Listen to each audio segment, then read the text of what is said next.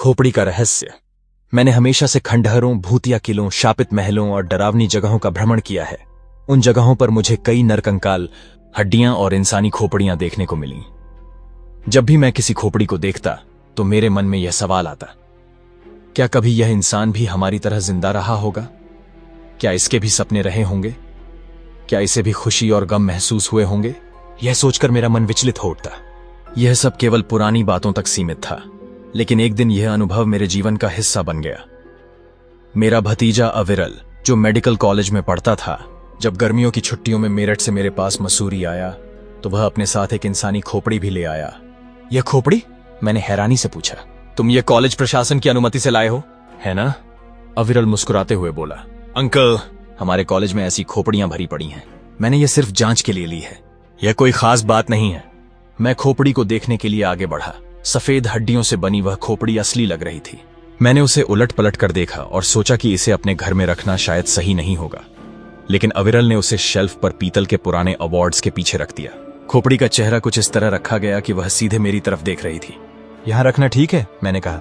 Uncle, यह सिर्फ एक खोपड़ी है, इसे लेकर इतना गंभीर होने की जरूरत नहीं है, वह लापरवाही से बोला और पास के सोफे पर बैठ गया। मैंने भी अपने लिए व्हिस्की का गिलास तैयार किया। वह गर्मियों की रात थी। कमरे की खिड़की खुली हुई थी और बाहर घने जंगलों में झिंगरों की किरकिराहट और हल्की हवा की आवाज सुनाई दे रही थी। मेरा यह कॉटेज मसूरी के बाहरी इलाके में स्थित था, जो चारों तरफ से जंगलों से घिरा हुआ था। मैं जंगली फूलों पर एक आर्टिकल लिख रहा था। इस विषय पर मैं पिछले कुछ समय से काम कर रहा था। आर्टिकल लिखते लिखते मेरा पहला गिलास खत्म हो गया। जब मैं दूसरा गिलास तैयार करने के लिए उठा तो मेरी नजर फिर उस खोपड़ी पर गई। मुझे अपनी आंखों पर यकीन नहीं हुआ। खोपड़ी अब अपनी जगह से खिसक कर पीतल के अवार्ड्स के बीचों बीच पहुंच गई थी। अविरल, क्या तुमने इस खोपड़ी को हिलाया? मैंने चौंक कर पूछा। नहीं अंकल, मैंने इसे नहीं छुआ, उसने शांत स्वर में जवाब दिया। लेकिन यह खोपड़ी तो किनारे रखी थी, ये बीच में कैसे आई? शायद आपने खुद इसे हिलाया होगा और आपको याद नहीं। आपने थोड़ी पी रखी है, इसलिए भूल गए होंगे, उसने मजाक करते हुए कहा। मैंने कुछ देर सोचा और फिर खुद को समझाया कि शायद वह सही कह रहा है, लेकिन मन में एक बेचैनी थी। उस सप्ताह मेरे घर कई मेहमान आए। उनमें से हर किसी की नजर उस खोपड़ी पर पड़ी। कुछ ने मजाक किया तो कुछ ने पूछा, क्या यह असली खोपड़ी है या नकली? 2 महिला अध्यापिकाएं उसे देखकर डर गईं। एक व्यक्ति ने तो उसे खरीदने की पेशकश भी की। उसने कहा, अगर आप इसे बेचना चाहें तो मुझे बताएं, मैं अच्छा दाम दूंगा। मुझे यह प्रस्ताव अच्छा लगा, लेकिन फिर मुझे याद आया कि यह खोपड़ी अविरल की थी। मैं इसे बेच नहीं सकता था। जब अविरल मेरठ लौटने के लिए निकला तो वह इस खोपड़ी को अपने साथ ले जाना भूल गया। वह जल्दी में था क्योंकि उसके एक स्टूडेंट का फोन बार बार आ रहा था। मैंने उसे बस में बिठाया और वापस घर लौट आया। घर पहुंचकर मैंने देखा कि खोपड़ी अब भी वहीं थी, शेल्फ पर पीतल के अवार्ड्स के बीच में। मैंने सोचा कि इसे अलमारी में रख दूं ताकि यह मेरी नजरों से दूर रहे। कमरे में रखी लकड़ी की अलमारी में मैंने इसे सुरक्षित रख दिया। शाम को मैं फिर से अपने आर्टिकल पर काम करने लगा। बाहर जंगल में सन्नाटा पसरा हुआ था। कभी कभी झिंगरों की आवाज और सियार के रोने की ध्वनि माहौल को और डरावना बना रही थी। चांद बादलों में छिपता और बाहर आता बाई, जिससे जंगल कभी रोशनी में नहाता और कभी अंधकार में डूब जाता। मैंने अपना आर्टिकल खत्म किया और बिस्तर पर चला गया, लेकिन रात में ऐसा महसूस हुआ जैसे कमरे में कुछ है। क्या वह खोपड़ी वाकई कुछ छिपा रही थी? आधी रात का वक्त था। जंगल के सन्नाटे में झिंगुरों की किरचिर और हवा की साएं साएं की आवाजें गूंज रही थीं। आसमान में बादलों के पीछे छिपा चांद रह रहकर अपनी रोशनी बिखेरता, मानो किसी अनहोनी की चेतावनी दे रहा हो। तभी अचानक खड़खड़ाहट की आवाज से मेरी नींद टूट गई। पहले तो मुझे लगा कि यह खिड़की पर लटके ताले की आवाज होगी जो हवा के झोंकों से टकरा रहा होगा, या शायद पुराना पाइप होगा जो ठंडी हवा में हिल रहा हो। पर यह आवाज किसी साधारण चीज की नहीं थी। कुछ देर तक खामोशी में कान लगाए सुनने पर मुझे यकीन हुआ कि यह आवाज अलमारी के अंदर से आ रही थी। वही अलमारी ही जिसके भीतर मैंने वह खोपड़ी रखी थी। शायद कोई चूहा अंदर चला गया होगा। मैंने खुद को समझाने की कोशिश की, लेकिन जैसे ही मैं बिस्तर से उठने की सोच रहा था, अलमारी का दरवाजा अचानक जोर से खुला। मेरी सांस अटक गई और तभी उस खोपड़ी ने छलांग लगाई और लुढ़कती हुई मेरे पैरों के पास आ गई। यह देखकर मेरे रोंगटे खड़े हो गए। खोपड़ी लुढ़कते लुढ़कते डाइनिंग टेबल की ओर बढ़ने लगी। मैं डर और गुस्से के मिश्रण से भर उठा। हिम्मत जुटाकर मैंने जल्दी से खोपड़ी को उठाया और अलमारी में वापस रख दिया। मैंने अलमारी को जोर से बंद किया, ताले को दोबारा चेक किया और बिस्तर में लौटने की कोशिश की, लेकिन बिस्तर पर लेटने के बाद भी मेरी नींद उड़ चुकी थी। मेरे कान अभी भी अलमारी की ओर लगे हुए थे। क्या सच में यह सिर्फ एक संयोग था? मैंने खुद से सवाल किया। सुबह होने का इंतजार करते हुए मैंने तय किया कि अब इस खोपड़ी को यहां से हमेशा के लिए हटा दूंगा। अगली सुबह मैंने वह खोपड़ी प्लास्टिक में लपेटी, फिर एक मजबूत कार्डबोर्ड बॉक्स में डालकर चारों तरफ से सख्त सेलो टेप से सील कर दिया। बाजार जाकर मैंने इस पार्सल को पोस्ट ऑफिस में जमा कर दिया। रजिस्ट्री ऑफिसर ने इसे संभाल कर रख लिया। उस पल मुझे एक राहत महसूस हुई। मैंने सोचा कि अब इस खोपड़ी से हमेशा के लिए छुटकारा मिल जाएगा। इसके बाद मैं पास के एक रेस्टोरेंट गया, बिरयानी और बियर का ऑर्डर दिया और तसल्ली से बैठकर अपने मन को शांत करने की कोशिश करने लगा। खाना खत्म करके जब मैं वापस अपने कॉटेज की ओर बढ़ रहा था तो जंगल के रास्ते में मुझे पीछे से किसी चीज के लुढ़कने की आवाज सुनाई दी। शायद कोई खाली डिब्बा होगा, मैंने मन ही मन सोचा। लेकिन जब मैंने पलटकर देखा तो मेरी सांसें रुक गईं। वह वही खोपड़ी थी। खोपड़ी सेलो टेप से लिपटी हुई थी और लुढ़कते उछलते हुए मेरी ओर बढ़ रही थी। मेरी हिम्मत जवाब दे रही थी और मैं पूरी ताकत से भागकर अपने कॉटेज में घुस गया।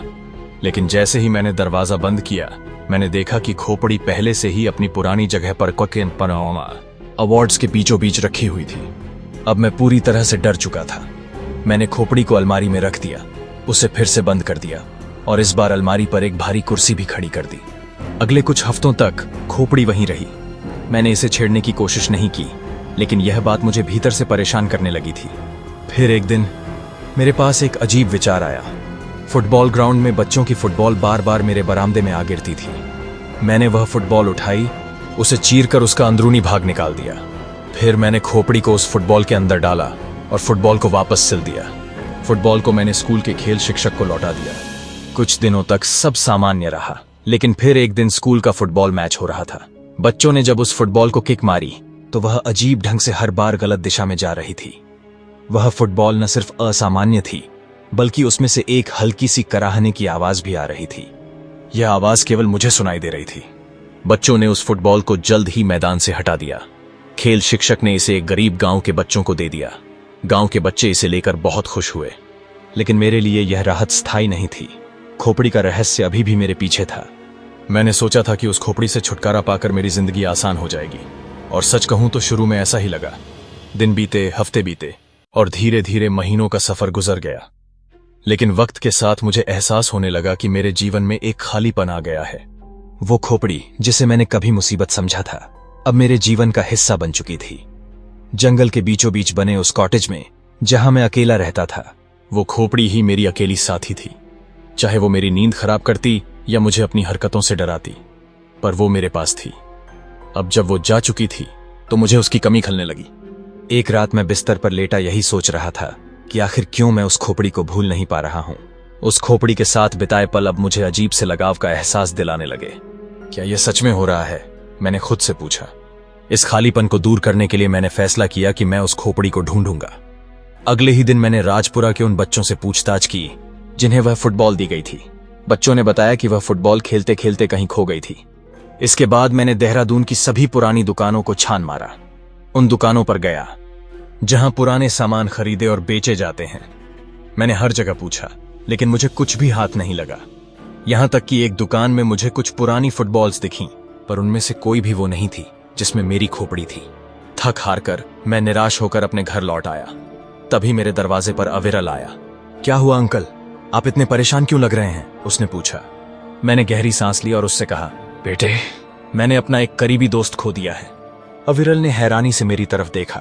दोस्त? कौन सा दोस्त? मैंने उसे बताया, वो खोपड़ी जो तुम यहां भूल गए थे। वो अब मेरी जिंदगी का हिस्सा बन चुकी थी। मुझे उससे लगाव हो गया था और अब उसके बिना मुझे खालीपन महसूस हो रहा है। अविरल ने मेरी बात सुनी और हंसते हुए बोला, अरे अंकल, इसमें क्या बड़ी बात है, मैं आपको एक और खोपड़ी ला दूंगा। हमारे कॉलेज में एक्सपेरिमेंटल खोपड़ियों की कोई कमी नहीं है। नहीं नहीं, मैंने तुरंत कहा, मुझे बस वही खोपड़ी चाहिए, उसमें कुछ खास था। मेरी इस बात पर अविरल ने मुझे अजीब नजरों से देखा। शायद उसने सोचा कि मैं पागल हो गया हूं। दिन बीतते गए और मैं अब भी उस खोपड़ी के बारे में सोचता रहता था। एक दिन सहारनपुर की गलियों में टहलते हुए मैंने सड़क के किनारे एक ज्योतिषी को देखा। उसकी टेबल पर मेरी नजर एक खोपड़ी पर पड़ी। वो खोपड़ी बिल्कुल वैसी ही दिख रही थी। मैं थोड़ा पास गया और ध्यान से देखा। ऐसा लग रहा था कि यह वही खोपड़ी हो सकती है।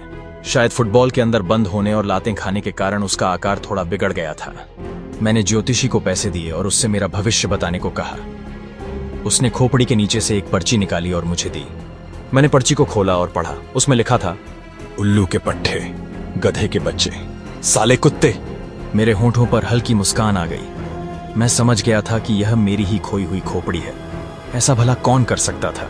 सिर्फ एक सच्चा दोस्त ही आपको इस तरह की बातें कह सकता है। मैंने ज्योतिषी से उस खोपड़ी को खरीदने की गुजारिश की। उसने शुरुआत में बहुत ज्यादा पैसे मांगे, लेकिन मैंने किसी तरह सौदा कर लिया। अंततः मैंने अपना दोस्त वापस पा लिया। अब वह खोपड़ी मेरे कमरे की शेल्फ पर रखी हुई है। उसके सिर का आकार फुटबॉल में बंद होने के कारण थोड़ा बिगड़ गया है, इसलिए मैंने उसके ऊपर एक क्रिकेट हेलमेट पहना दिया है। अब वह बहुत ही प्यारा और खास लगता है। मुझे एहसास हुआ कि कभी कभी हमें किसी की कीमत का पता तब चलता है जब हम उसे खो देते हैं, और जो लोग अपने करीबी को खोने के बाद उसे वापस पा लेते हैं, वे सच में खुशकिस्मत होते हैं। अगर यह कहानी आपको पसंद आई तो इस वीडियो को लाइक करें, और यदि आपने अभी तक चैनल को सब्सक्राइब नहीं किया है तो अभी कर लें। ऐसी और भी दिलचस्प कहानियां सुनने के लिए जुड़े रहें। धन्यवाद।